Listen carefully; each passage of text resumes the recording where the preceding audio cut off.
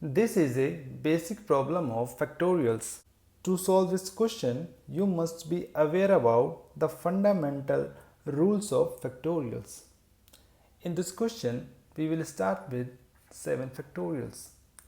As we know that 7 factorial is equals to 7 multiply 6 multiply 5 multiply 4 multiply 3 2 multiply 1. From here you can see that this is 6 multiply 5 4 3 2 1.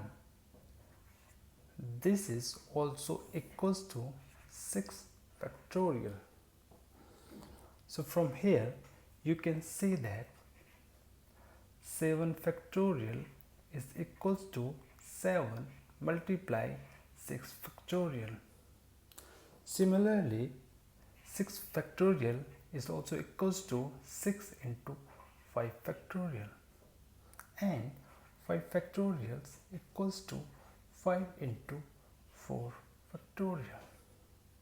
Therefore, 7 factorial multiply 6 factorial is equals to 7 6 5 multiplied 4 by 3 to 2 into 1 into 6 factorial. 6 factorial multiply 7 becomes 7 factorial multiply this.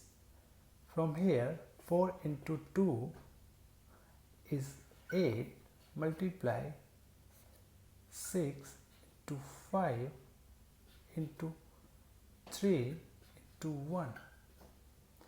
7 factorial into 8 is 8 factorial multiply this is 2 multiply 3 multiply 5 multiply 3.